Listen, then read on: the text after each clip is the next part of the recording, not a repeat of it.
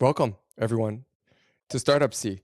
I'm here with my co-host, Roshan, uh, and I'm just gonna we're just gonna free flow. We're gonna do some Q&A, why we started Startup C, and before then, just love to introduce Roshan, my co-host. Roshan, could you tell us a little bit about your background before we begin? Sure, sure, absolutely. So I worked with a company called General Electric for 15 plus years, and then went to Johnson Johnson for a couple of years in different roles, mostly in the US, Europe. Came back to Asia to run our aviation business, but multiple industries from TV to financial services to aviation, and ultimately, after a number of years doing learning and development for GE and then Johnson Johnson at a global level, I decided to set up my own enterprise called Leaderonomics, and that's grown. And today it's a social enterprise doing a number of things, incubating a number of businesses, and we are all in Southeast Asia at this point in time. Hey, I Yep, got that's quick summary. that's a great summary, but I really want to ask you. This is something that I don't think we've ever discussed. But why did you decide to leave like your cushy job at GE? And I think you're really humble, but like what did you do at GE, number one? But number two, why did you decide to like kind of go back to Malaysia and start a social enterprise of all things? Yeah. No, so I actually came back to Malaysia in '99 to run one of G's aviation units, and then kind of took on the Asia Pacific role in the aviation space. But when I then relocated to my next role to Singapore, then to China, and then to Japan, and then to China over the next couple of roles, I've always kind of been fascinated about why they develop, the developing country syndrome, right, or the conundrum. Yeah.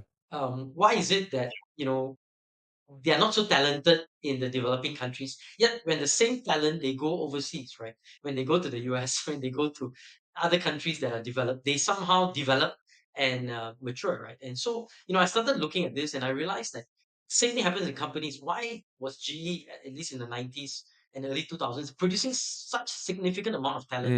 Mm, So I mean, any GE executive in the 90s was like gold, right? I mean, if you're from GE, you must be some amazing talent. But that same talent, when they leave GE, they may not be as sterling as they were. And likewise, somebody from another organization that comes into GE suddenly becomes really talented. And I realized there's a system, right? There's an ecosystem around it. And so I decided to test this ecosystem, and it started more as a so I joined John. So instead of starting a social enterprise, I was too scared. yeah. I actually left GE to join Johnson Johnson as the global the global talent in terms of in a role that's like a global talent role, taking care of their global talent. And while I was there, what I started to experiment, and so I set up a company called Leaderonomics. And the idea of it was to say, if I take underprivileged kids or kids that are really really behind, in certain areas, very remote areas in Malaysia, I put them in a 1 week camp, and I brought my my managers that I knew. I said, volunteer, take a week off, come and volunteer at this camp, and the J&J managers, and they would come in and they would spend time with this kid, and then allow that relationship just to and this started somewhere in 2005, 2006, Hmm. right? And over 3 4 years, I was noticing that, hey, these kids that came for our camp somehow had different trajectories because they met GE people, because they met people that opened their mindset to bigger Yeah. possibilities.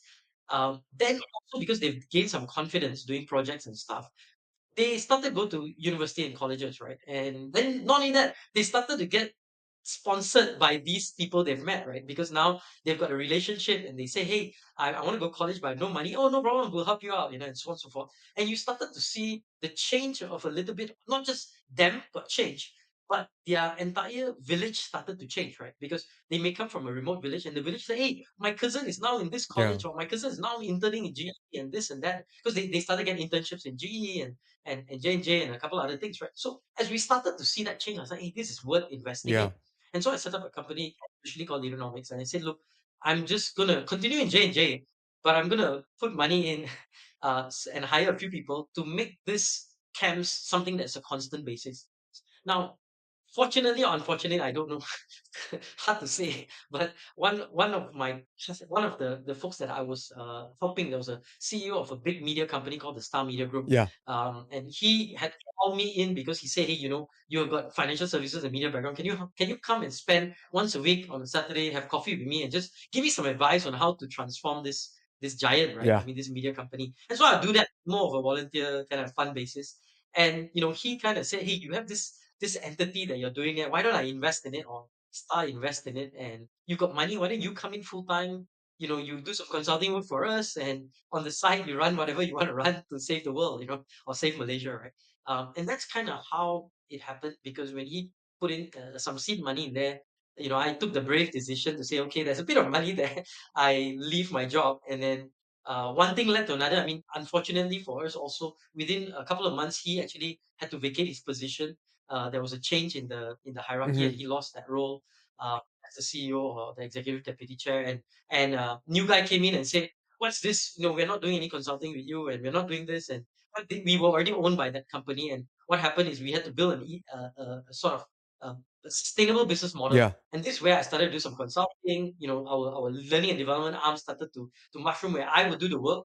And as that grew, I had more people to take that work and drive it, which is how we ended up with a huge community arm, which we still have, called MAD, or MAD, Hmm. MAD movement. We also have a very strong business arm that does learning and development and others, called Leaderonomics services. Hmm. And today we've established a third arm, which is really incubators. How do we solve problems in the community and make it sustainable? Meaning have a business model to it that is profitable.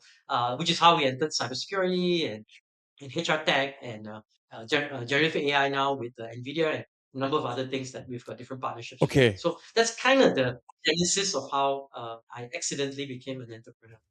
Okay. So there's this there's this there's this really awesome like podcast that I sometimes listen to. It's a basketball podcast. And and they always start off with this question to former NBA players, like, what was your welcome to the NBA moment?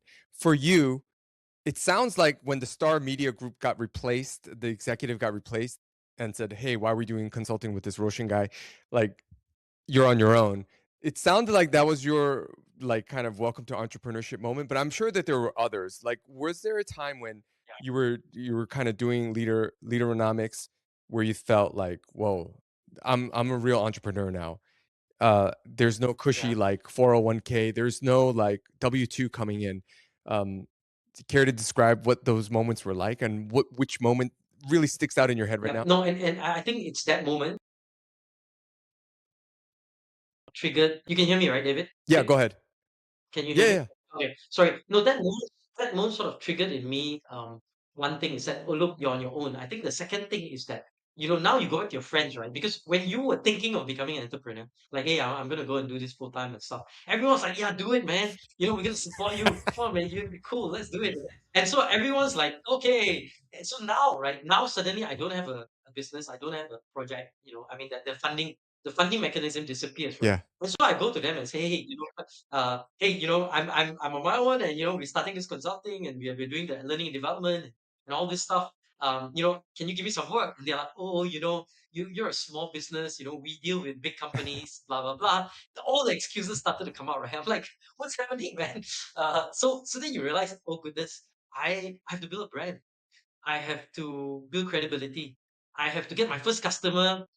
Because the other guys like, who else have you done work with? I'm like, dude, you know me, I've Yeah. done work with a lot of people. Oh yeah, but your company, show me the list, show me some testimonials. I'm like, oh, so we almost have to go back to ground zero, right? And Yeah. say, okay, we gotta win our first customer.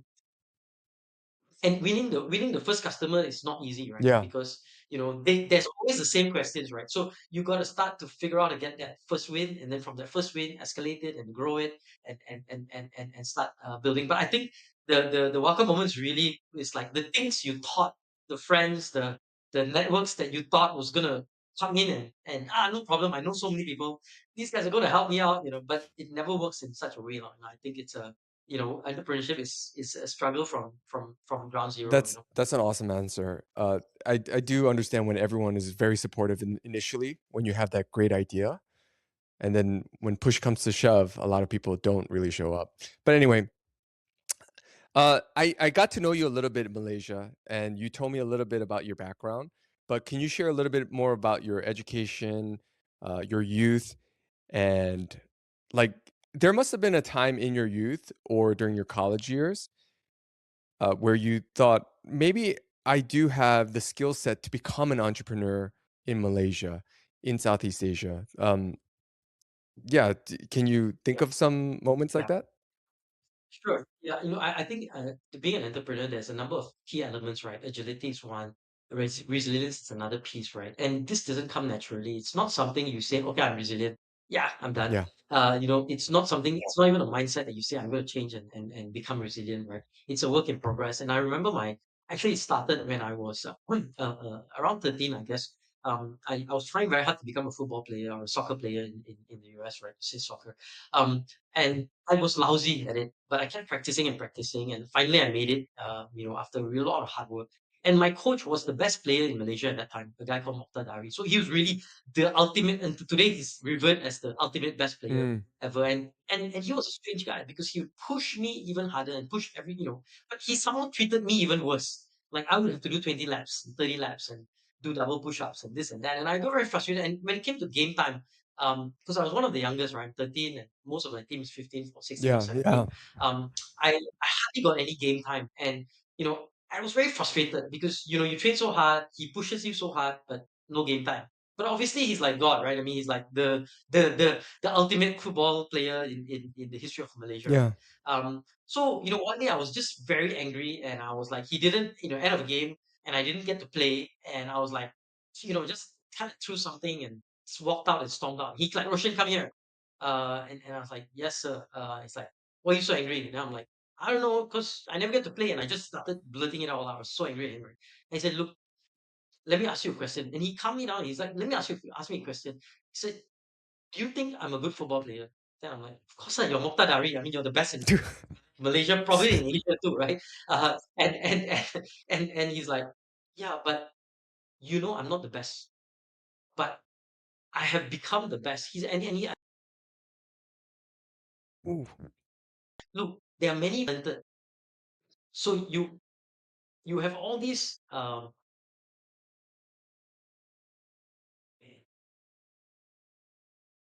Go ahead. You have all you have these. all these very talented players out there Yeah, who are much better than me. But the reason I'm successful is because I work doubly hard. I yeah, work harder than all of them. Then I become the best. yeah, And it's nothing to do with talent. It's everything to do with perseverance and pushing. And I see that other guys, I ask them to do 10 laps, they do 9 and say, I'm done, coach. But I say 10 to you, you do 10. So I push you to do 20 and you do the 20. And he started saying, in you, you have this thing that you're going to push yourself. You're going to do double. You're going to mm, kill yourself in even spaces you may not be good at. You become good and you can become the best, right?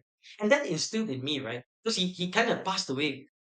He's after he coached us, we were his last coaching assignment. He had a muscular disease, mm, and then a year or two, he passed away, right? I've always like kind of that story's etched in me, right? That whatever I do, I can become world class, right? And so when it came to hey, I'm stuck with this situation where I got to be an entrepreneur. I quit my job. I thought life was going to be cushy, continued to be cushy. It's not going to be. But I can become the best entrepreneur. I can become the best at what I want to do, yeah, and I need to push myself. I need to doubly hard, and I need to make this happen, right? And that together with my headmaster at that time, he was a guy who consistently was having conversations with me about Yoshi, many times you break the rules to get things done. It may be okay, but you need to figure out a way where you do this and succeed, right? So I've always got this paradoxical mindset that sometimes you need to break rules, but sometimes you need to adhere, but you need to do it at the right yeah, time, and you need to be able to push at the right time, right space. And my younger sister encouraged me somewhat, even though he was always taking a stick and beating the heck out of all of us. But he sort of said, "Hey, you got to learning how to play in this paradoxical world." And I think those two influence helped me a lot as I stepped in because the corporate world is also very similar, yeah, right? To be successful, you need to understand the game and play the game according to the rules, but you need to sometimes break the rules here and there to be able to push forward. But don't do it in such a way that you're going to get fired, right? Do it in such a way that's going to bring some form of success to your company. right? I mean, the guy from Sony, right, Matsumoto, he basically refused to listen to his boss when his boss said stop working on PlayStation, and he just did it on the side, even though it was boss told him no, right? 5 years later, when Sony was in trouble, he had a product and said, "Hey, look, I have PlayStation." And to me, that's the kind of thing you play in the corporate space. Now, in the entrepreneurship, it's the same, right? Yeah. It's there are certain things like that's status quo. This is how things are. You need to say no. I just don't care. Let's do it differently, and nobody is going to buy your products. At some point in time, if you are patient enough and you push enough and you educate enough, suddenly, like, hey, this is what wow, it's amazing that you guys have this already. I'm like, yeah, because we've been having it for 5 years, but it's just that nobody wanted it because we were not status quo. But suddenly it's in vogue and now it's status quo, right? But to me that's the kind of resilience and agility that I think helped me as a youth, learning those couple of Actually, I lessons. want to stay on this topic. I'm gonna go on to the Judah's question for you actually, and I think it relates. You talk a lot about soccer. As I've gotten to know you, football. You talk a lot about football, and one of the things I know that this is one way that you relieve stress. But like, how do you see? Okay, so you play a lot of football. As a matter of fact, I think you played in college, and you didn't go to a certain Ivy League Right. school in Boston because you really wanted to play football in Connecticut. Is this true? Yep. This is true, Yep. right? Yep. All Yep. right. So Yep. I know it means a lot to you. I'm gonna just add on to Judah's question about like relieving stress. First of all, how do you relieve stress as an entrepreneur? But two, I think you alluded to some of it, but what are some, honestly, like, what are some of the similarities that you see in the game of football and entrepreneurship? And what have you taken from football and Mm. applied to entrepreneurship and vice versa? So it's a two-part Yep. question. Yeah, sure. Let's start with the stress, Yeah. right? I mean, to me, I think the problem is that we try to compartmentalize things, right? So this is work, this is play, this is, church and spirituality, and this is other things, right? And what I've learned today is it's not about work-life balance, but it's a little bit more about integration, right? So I may be, at the tick of work, but I may just take an hour to go, hit a game of, kind of intense game of badminton with a friend who's like dying to play, Yeah. while I'm having a football game on the weekend, after the game, I might have a business dialogue with one of the players, right? So, it's really about learning how to integrate and being able to then view work as fun, right? Because I think when you start looking and saying, hey, there's a lot of challenges in work, but there's also a lot of challenges in life, right? I mean, you have especially if you're teenagers, right? Constantly have teenage problems with your kids. Yeah. You have maybe some financial problems. You may have some spiritual problems, and other things, right? And so every space, whether it's work or play, even play, right? I mean, I've seen so many players in the team like fight with each other, and I don't want to talk to you ever again. Blah blah blah. So there's always conflict everywhere, right? So the idea is that. To release stress, you need to have a different worldview, right? You need to say, look, and this too shall pass, Mm, and understand that life is in its form what it is, right? So if you can start to integrate it, I think you start to look at stress in a different lens now, right? Because there's going to be stress in every facet of your yeah. life, right? Every facet is going to have some form of stress. But if you can integrate it and if you can collaborate, and like I said, we play football game and then I can talk about health business or the other way around. Or if you're super stressed, I was great. Call a friend and it's like, hey, let's just whack an hour of badminton at 3 o'clock, and off we go, and boom, we intense, right? And then you're like, oh, I feel the stress is gone, right? Because sports just helps you to relieve. And then you go back and say, okay, I'm going to go full zone intensity on doing my performance reviews at 4:30, right? And then you go in and like, okay, now your mind is much more relaxed and you're not stressed about the weight of everything that has happened today, to be able to do that. So that's one piece. Like, I think the lessons from sports is that if you start looking at sports, right, sports is all about result. And I think many times, right, it's really about outcome. So you can play really well, like especially with soccer, right? Yeah. You can play really well as a team. You string a lot of great passes and you do a lot of things. But the result, right? If you don't score a goal, the other guys manage to score a goal, you lose, Yeah. right? Even though you played much better than the other team, right? And I think sometimes it's very messy. It's not very clear, but it's really about the outcome. And I think many times in business, we all say, hey, we've got great products, we've got great this, but the outcome is did we close the sale? Do you have revenue? Are we profitable, right? And those are the levels that we really need to say. The result is about and leadership. I think is about driving results, right? And I think where sports tells you like there's a result, you either win, lose, or draw, right? And I think in business we've forgotten to look at results, meaning that we've cushioned it into everything lah, from diversity to this and that. Okay, that's great. We got all these sub indexes, but the real index is, do we have revenue and are we profitable, right? Um, and ultimately that means you're sustainable. That means you can reward your employees with bonuses and this and that and so on and so forth. So all the other things is a subset of results, right? And I think sports helps you to focus and say, hey, what's the outcome? So everything we do, the passes and so on, and then you look at your strengths, right?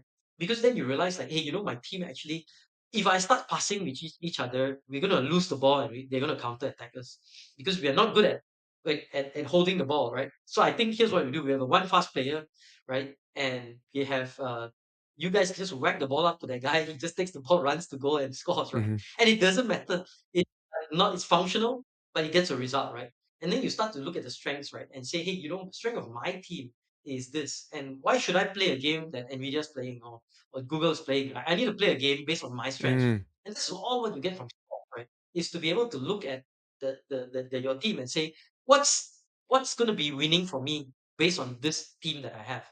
And that's why you see underperforming teams, they kick above their weight, right? Because they understand the strengths of each other and they say, how do we win? Because it goes back to outcome, right? How do we hit outcome? And how do we make sure that, based on our strength, let's figure out the right strategy to win, right? Yeah, And I think that's the two things that I think sports brings to mindset of an entrepreneur. that's a great answer, Roshan. Let's continue because we have a few more questions. Um, I have so many follow-up questions based on that sports analogy, but we'll just continue another conversation. Like, here it is. What what are some major differences that you see operating in Malaysia compared to some of the other countries that you've operated in? For example, I know you worked in Tokyo, London, New York, financial analyst or Yep, CFO of one of the subsidiaries yep, of yeah. NBC, right? Let me see. So yeah, Yep, what are some of the differences that, because part of Startup C is having not just highlighting the creators, the entrepreneurs and yeah, designers, but it's actually for people who are thinking about moving or yeah, setting up shop in a country like Malaysia, Thailand, excuse me, yeah, yeah. Singapore. Yeah. I think over time, yeah, over time, I think things have actually become more similar than dissimilar. Right? I think when you were in the 90s, when I was living in New York or London, um, the prevalent culture of the city, or the country was very strong. We're seeing more and more of dilution of that, all right? I mean, in many of the cities, but what I thought was even more powerful is that because I was in GE or NBC in New York and then GE Capital in London, Hmm. the culture of the company far outweighs the culture of the country in many ways, right? In many ways, right? So if you set up your company in such a way that, this is our culture and this is Google, like you go to Google, you go to McDonald's, you go to certain companies that are very strong in terms of what they are and who they are, right? The identity is relatively similar. There's some local variations to it. Of course, there's laws and stuff that you have to work out. But generally speaking, you start to see that culture permeates. And if everybody's pushing the needle, sorry, No, you want to say something? Yeah. I never thought about it this way. You're absolutely Yeah. right. When you go into McDonald's, it doesn't matter where, or Starbucks, there is a certain culture that is like very tied to the identity of that company. Uh, and I Absolutely. never observed it actually until you articulated it just now. But could you? Yeah. So yeah, continue. But like, Yeah. talk more about that. Sure. Yeah. How did you like even Sure. come up? So when you set up shop in other places, right?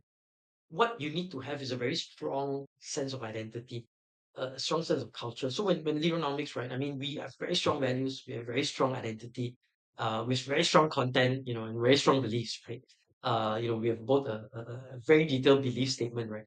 Um, and everywhere we go, right? I mean, you want to start to see that maybe I'll go to model. I'll go to market strategy maybe slightly different. Because in India, we say, hey, the Indians need slightly different products and services.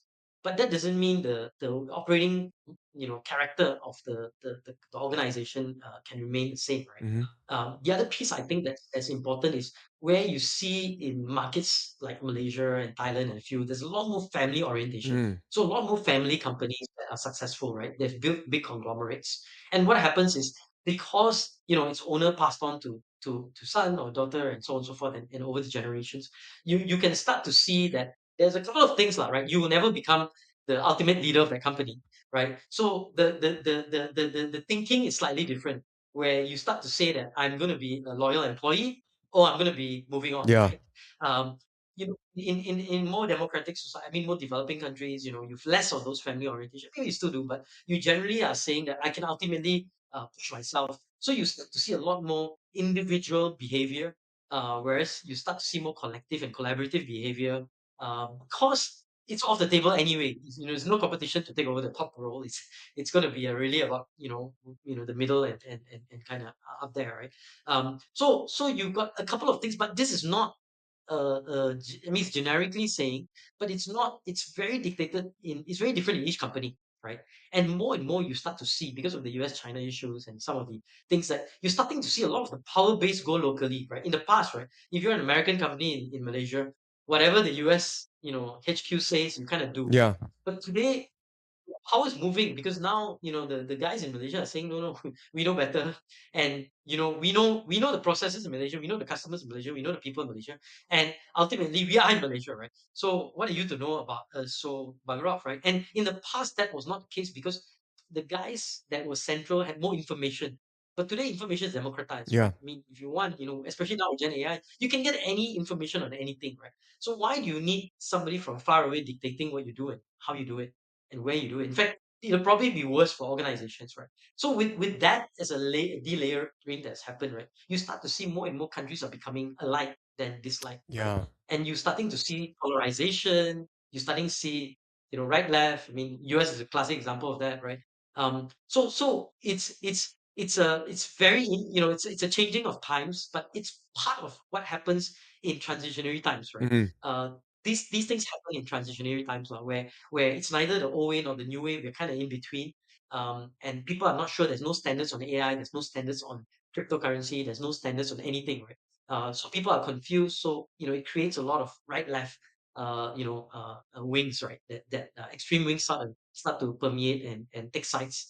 So I honestly feel that if you can build a strong culture, really define your culture, strong beliefs and behaviors, and hold your people accountable for those behaviors and beliefs, you will supersede the culture of the country.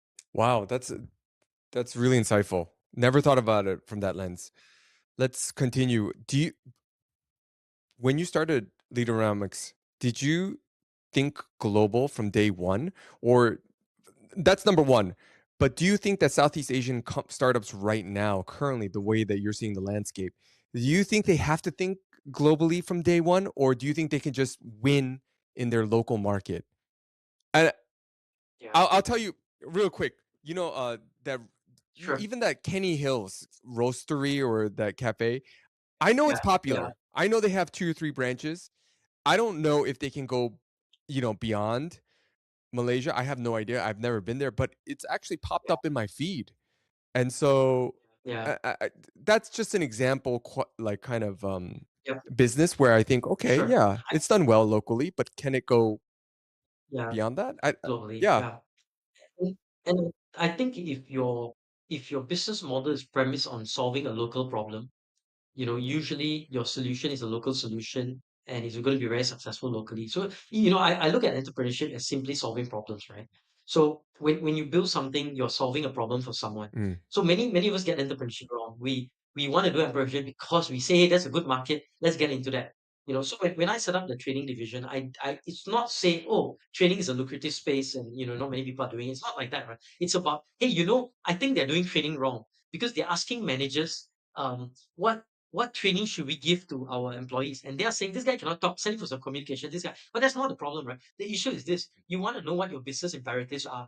And then you start to say, okay, for me to, what kind of mindset do I need to achieve these business imperatives? What kind of behaviors do I need? And what kind of skills do I need? And then I look at my employees and say, do I have the mindsets, behaviors, and skills to achieve these business goals, right? And then you say, oh, based on that, no, there's a gap. Okay, what's the gap? And let's build training accordingly, right? So that's how we build our training company, right? To say, now everybody did it on a training needs analysis, asking managers what training is needed, and they tick some box, and then you deliver a training. So we are solving a problem. mm, And that's why we grew so fast, right? mm. Because people said, hey, you're solving a problem, especially not the HR people, but the CEO understood, hey, that's exactly what I need. I need people with capability to drive my business agenda. I don't need people with capability to drive today's agenda, right? I need that change agenda, right? So when you go out there and you say, "Oh, I've got cybersecurity, I got this," I'm solving a problem. If you solve a local problem, you are likely to be able to only move it to other places that have that same local problem. So if you look at the developing countries, probably the Indonesian Thailand may or may not have that same problem, right? So then you start to scale your business according to where that problem exists. Now, if you are solving a global problem, a water scarcity problem, a global cybersecurity problem, a generative AI problem, a problem that actually is global issue, Mm, everyone is facing it, then you're likely to scale that on a global basis. So I think when you start your business, you got to ask yourself, am I solving a local problem? Which is fine because you got enough. If there's enough of a market locally, like India, Indonesia, China, you got enough of a market locally to grow for a long time to come. But if you're in a small market like Malaysia, and you say I got 30 million people, 35 million people, I'm solving a local problem. Is that good enough mm, for you? And you say maybe I'm happy because I just want to create a mom and pop shop enough for me to send my kids to university, blah blah blah. Okay, great. But if you start to say, I really want this to be the biggest thing in the world and da da da, and I wanna get to a point where I have a $1 billion company, then you say then maybe the problem you're solving should be bigger. You should be solving a global problem. So it's really about the problem you solve, yeah. not about where whether it can scale or not, right? Because there are a lot of Malaysian companies that like Aerodyne solved a drone problem, and so they became the biggest drone guy in the world from Malaysia, right? Mhm. And FGB and Felda and also Simbabi, they solved a global plantation problem. And so they became the two biggest global plantations in the world from Malaysia, right? So when you solve a global problem, you solve it like Spotify in a small country, solve the global problem, which is how do you share music Yeah, in a from in a Sweden. in a with a P2P, I right? And they're Sweden and it's a small company, yeah, right? So I mean it's a small nation. okay, I got two quick follow-ups. Number 1, can we get the drone maker from Malaysia to be on this, Sure, okay, great. let's take Cameroon one. That Absolutely. that will be your interview, Yeah, okay? I don't think I could do that one. But 2, are there any okay, so let me just follow up with this. I got it. The bigger the problem, doesn't matter where you're from or where you're solving it from. But are there any advantages? This is a follow-up. Are there any advantages from launching a startup to solve let's just say a global problem or a regional one? Are there any advantages of starting in Malaysia versus mm, any of the neighboring yeah. countries, or just like, versus the US or versus Europe? Yeah, yeah, yeah, yeah. I mean, to me, I think there is lah. I mean, number one is Malaysia is small yet diverse, right? Yeah. So we are developed. I mean, if you look at our cities like Penang, Kuala Lumpur, Johor Bahru, and so on, very developed. I mean, it's equivalent to a Singapore or a New York City and so on and so forth, right? I mean, you've got the tallest buildings in the world, you've got all that stuff. But at the same time, you've got local communities that are, kind of developing country, places with no electricity, places with this and so on and so forth, that they're struggling and what we call bottom of the pyramid type Yeah. opportunities. The other piece is that Malaysia is so central because China, it's sandwiched between China and India. And Malaysians actually speak both, the Indian language, which is Tamil and Hindi and Hindi and also many of the Chinese languages, which is Mandarin and all the different dialects in China, right? The Cantonese in Hong Kong and so on and so forth, Yeah. right? So, at the same time, it's not like Singapore, which is a completely developed country and it's small, right? 5, 6 million. You have 35 million or so. And you've got neighboring Thailand, Philippines, and Indonesia, three big markets with more than 100 plus million people, right? Indonesia is like 300 over million. So you got a 600-700 million catchment area that you have and the good thing is the cost of failing is very low, right? Yeah. I mean, it's Malaysia is probably it's again $4.5 for one 4.5 ringgit to $1. So and market to market is about the same. So $1, $1 about the same, but with $1 you get 4 ringgit, right? 4.5 ringgit, right? So the cost of experimentation, the cost of failing is relatively low, Yeah. right? So to me, it's like I mean, it's a good place for startups to come. Mhm. And to me, the other piece is that then you also have straight away a developed market like Singapore. And of course, if you succeed in Singapore, you can say I can succeed in Australia, in UK, other developed markets. But then you can succeed in the Philippines and in Indonesia and Thailand, and you can then go to South America and say, look, we've succeeded in markets that look like Argentina and Uruguay and Brazil, right? So you've kind of got a prototype opportunity of the whole world, Yeah. sitting here in Southeast Yeah. Asia. So I mean, to me, it's unique, and the cost of the entry is so easy, right? I Yeah. mean, then there's so many grants, so many, there's so many upsides both the Malaysian government and Singapore government is giving, right? Singapore on the AI side, and Malaysia has so many other on the other services side that Malaysian government is encouraging entrepreneurship to thrive in the country, right? I So you can take advantage of that, right? this is exactly what's drawn me, and obviously you know Danny too. This is what's drawn me to Malaysia. It's the opportunity of taking a chance with actually regional support and support of of the local ecosystem, but also the fact that you won't lose much if you do try and fail. Yeah. But I want to stay on this Yes. topic of funding. How do you approach fundraising in Southeast Asia, in Malaysia in particular? Are there any kind of major differences? Any insights on working with local versus global VCs that you have observed? And actually, we're running out of time, so we need to. I got to get to these other five questions about like some other stuff that are So maybe in yeah 20 seconds, I think funding in Malaysia is not, I mean, funding in Singapore is relatively easier. You've got different mechanisms, but Malaysia does a lot of funding through the government and a number of government entities or government entities. So they've got entities like MDAC, they've got yeah Bintang Capital, so there's a number. And I think what's happening more and more is we see Gobi, we see some of the big VC set up shop in Malaysia because they suddenly say, hey, we actually can do a lot of prototyping and incubation. So we see a lot of incubation set up in the country. yeah So there are ample opportunities for yeah. incubators. Can we do Startup C as an incubator, as a company in an incubator? Absolutely, Okay. absolutely, right. All right.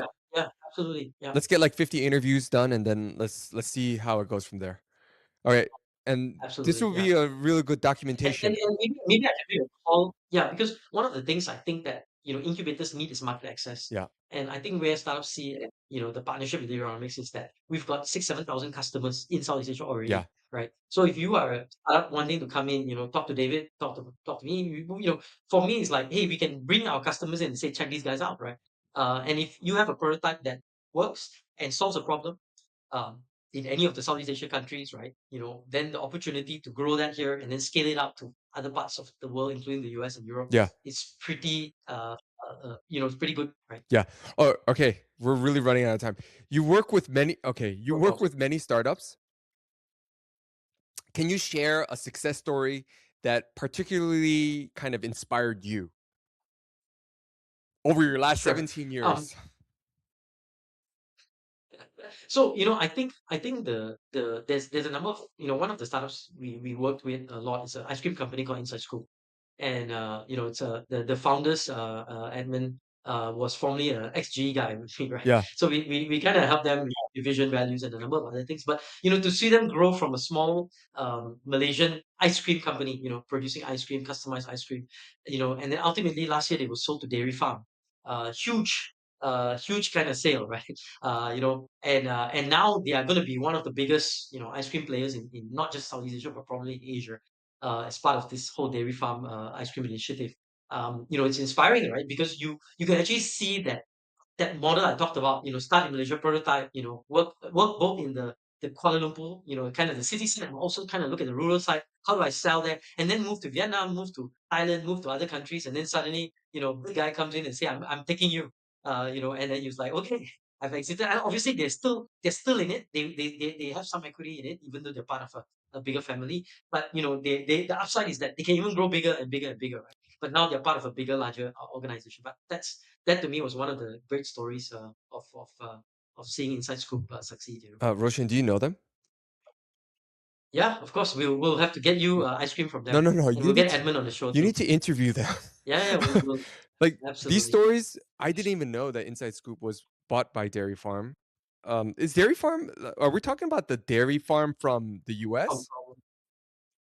I think it is right. I Okay, think this was a Hong Kong subsidiary, but I don't know. Yeah, I mean at a holding co level, I don't know how it works, sure, but sure. my understanding was a Hong Kong based You need organization. to get them on the show. Really, Yeah, I think that's really. absolutely, I don't want to absolutely, just do tech. I want to do like. absolutely, and they're all going to be on the show, right? I mean, all these guys are going to be on the show, right? We'll make sure that you All guys have right, exciting access to all the entrepreneurs in the world. I can't. I Um, can't wait. Okay, so let me go to this one actually because I know you're working with Nvidia. how are you Yeah. positioning your company in light of an AI revolution emerging? And what advice would you give to actually startups that are thinking about setting up in Southeast Asia? AI startups in particular, like what are the advantages? You know, we Yeah. could talk about AI data warehouses in Johor Bahru, Yeah. but Yeah. like Yeah. those two questions around AI. Sure. So I think number one, if you're a company, you're a startup, regardless of whether you're AI or not, there are four areas you need to look at. You need to look at your products. You need to add some form of AI into your products. You need to look at your operations. How do you amplify and accelerate and optimize your operations with AI? You got to look at your engagement with your customer. How is AI embedded in that? And finally, your engagement with your employees. So there's some great products like Happily and others that are making you enable you to connect with your employees with using AI. I think the second piece is that the service that I found a gap in the market, right? And the gap is this: many companies want to do these four things, but they don't know how, right? So we, partnering with the guy called Sharan Sashi here in Malaysia, we kind of work together and say, how do we go to companies and help them to AIify their operations, their products, their employee engagement, Hmm. or their customer action, Hmm. right? So that's one. I think the second piece is if you're an AI company, you need to find a, a business market kind of mix and a product market mix, right? That works for you because a lot of AI companies are merging, but it's all a lot of boom, bum, boom, bum, boom, bum. How is it fitting in the market and how is it going to accelerate the company or how are you going to help a company? Hmm. What problem are you solving, Hmm. right? So today there's a fad to say, oh, I want to do music and this and that, but ultimately it goes back to enterprise wide. Are you solving a problem for an enterprise? Yeah. Are you solving a problem for an individual? Are you solving a problem for an organization or are you solving a problem for a community? And if you can base it that and this AI, use AI to solve these problems, then you have an AI product, great. You'll be very successful. It goes back to the fundamentals. You need to solve the problem, Yeah. right? I got it. I think this is one of our last questions, maybe two more.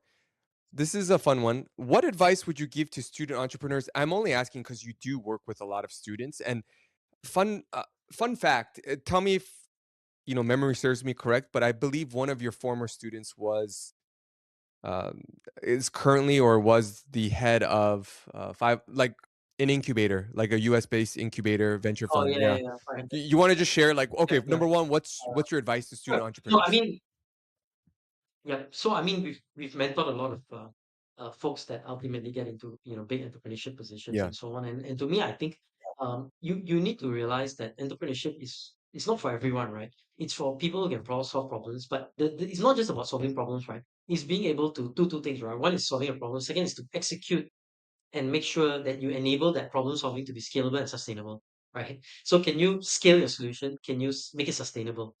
Meaning and so solving a problem, the problem needs to be something that people want. It's a problem that people want solved, Yeah. right? So you can solve a problem that nobody wants. Like I mean, three people may want solved, right? So you got three customers, but that's not scalable and that's not sustainable, right? So it needs to be a problem big enough that there is some form of scalability and Sure. sustainability. I think so. So if and to me, the starting point for a student is just connect dots, right? See what's happening in the world and say dot number one, dot number two, dot number three, and connect these dots because these dots will form opportunities for you. But if you're not seeing dots and you're not connecting dots, you will never see opportunity or you'll never see problems that needs to be solved, right? Because the only way you can see problems is to open your eyes. So as students, I encourage you to just go out, experience life, see everything, and see, hey, I visited India. What's the problems with that's happening in India? Is there a problem big enough that I can solve, right? So when you see five dots and say, oh my goodness, there's a huge problem in India for this. There's a huge problem in Malaysia for this. There's a huge problem in Singapore for this. And as you see this problem, then you start saying, oh, there's an opportunity. Can I solve it? And if I solve it, is it scalable? Is it sustainable? Yeah. Right? And if you can answer that, then you're like, okay, great. I think I'm an entrepreneur, right? But your starting point is to open yourself to Yeah. possibilities, open yourself to experiences, immerse yourself in understanding. I think that's what you did, right, David? You came out with Danny, you came to Singapore, checked it out, and like, I'm not sure what problem we can solve here, but when you came to Malaysia, it's like, hey, that looks like a lot of problems we can solve in Malaysia. So then you get excited and you say, oh, let's have something here, right? So I mean, to me, that's what you need to do as students, right? You need to look and see and then understand and make sense of it and then find a problem solved. Yeah. My last question. You're absolutely right, by the way. I was more inspired than seeing all the problems. I was really inspired by what you and Hui Ming were doing. Just to be honest, the last question for today is: where can I learn more about Where can I learn more about Leaderonomics? And wait, no, that's not it. Let's not do that one. Let's do the last one. Uh, Yep. where was it? Hold on. A Oh, lot of right here. questions, right? No, let's do it. Okay. I'm gonna say that we didn't answer the question, but actually, I want to do this. Where can we learn more about? Oh, this doesn't let me re-ask the question. It's okay. I mean, maybe the last one. Why do you? Oh, okay, we did that, right? Yeah. Um, Why don't you choose one? Actually, that would be okay. fun. I mean, yeah. La- I mean, any one of them. I think maybe common mistakes or trends in Southeast Asia. Yeah, let's do trends. That you may Last not. one, but also, I want you to answer the previous question, which we didn't get to, which is where Mm, can I learn more about you, Leaderonomics? yeah. Startup C, I'll talk Yeah. about at the end, but yeah, Yeah, yeah. No, but I mean, for me, just go on LinkedIn. You can look me up, Roshan Thiran, and you can connect with me, and we can check out stuff. I mean, on Leaderonomics.com or Leaderonomics.info, you can find out a little bit. Again, we are a complex organization. We have three different big organizations. We have a L&D, we have a MAD, which is our making a difference. So you can check that out, madmovement.asia, and then our incubators, including Cyberarmor and Space Quest and a whole bunch of other things, right? yeah, So that's that. I mean, if I look at the Southeast Asia ecosystem, I think the next 5 to 10 years, I think possibly there's a global reset, right? So we see the stock market's equities crashing, even crypto's crashing. I mean, there's going to be some global correction that's happening in the world, lots of overvaluation and other things that's happening. I think the good thing about Southeast Asia is we've kind of been in a reset mode for the last number of years. And so while the rest of the world is starting to reset, country like Malaysia with a new prime minister with a bit of stability on the ground, we are saying, hey, we are ready to be a tiger again, right? yeah, And then of course Singapore has a lot of cash, with all the family offices moving there. So you've got cash, you've got a hungry Indonesia, with 350 million hungry people. You've got Malaysia that's stable now, that's investing a lot on solving global problems, not just local problems. And then you've got, of course, Thailand, Philippines, and some of the other guys, and even countries like Vietnam, getting very aggressive and very hungry, right? So you've got a hungry population, and then you've got AI coming in, and AI is a game changer because like many countries, you may have been behind on the mobile, kind of push, um, but okay, doesn't matter. You may be behind on the digital push, but doesn't matter. With the AI coming in, you can jump to AI straight and completely cut the curve and upstart everybody else. So everybody's got ecosystems on digital or ecosystems on mobile, right? And as you come into AI, I'm not backed, but I'm not bogged by all these ecosystems and infrastructure. I can just jump in and build a new ecosystem, and I think that's what's going to happen in the Southeast Asia startup ecosystem. I think we're going to be AI first, right? yeah, In many ways, right? And I think the investment that Singapore is making is going to actually enable, because Singapore is making huge investments in AI infrastructure, yeah, right? But the beneficiaries are going to be probably Indonesia and Malaysia, because that's where your labor is, that's where your experiment prototype is, and we can use that ecosystem. You can use that ecosystem, and Malaysia and Singapore, have some nice ties now with the MRT moving from Johor, and, yeah, and all kinds of stuff that's happening, right? yeah, With the new Iskandar zone, the Johor Bahru, and with all the data centers, right? From Israel to everyone, right? Every AI data center is being built in Johor at this point in yeah, time. So you start to say, hey, everything's infrastructurally, we're really now it's really about finding problems to solve and get there, and creating a cadre of entrepreneurs to take the world by storm from Southeast Asia, right? So I'm excited about what's the possibility, and I think if we play our cards right, we get to be the collective new giant, right? So while you say China, India, and the US maybe continue to be giants, and Southeast Asia actually can be a dominant player and say, hey, we wanna influence the narrative also, right? yeah. And I think that's where it's kind of heading towards. Okay, I'd just like to thank you for your time. I'm gonna end the event, uh, l- but my one comment about this AI-driven world is that th- there's going to be obviously a lot of players in it, and I think one of the things that you just Mm, kind of articulated, which I agree with, is that Southeast Asia will be a player in this market, and that's uh, yeah. that's really one of the reasons why I think that we're trying to start a community of Yeah. entrepreneurs, creators, designers, investors that will have a place to kind of receive Mm, them, embrace them, and support them. And so I want everyone to look out for these AMAs, some interviews on YouTube, like deep, insightful interviews, but also in-person meetups, hopefully at your office. And I Absolutely. just want to thank everyone for tuning in today. Bye. Wait, stay on, All right. okay? Thanks, everyone.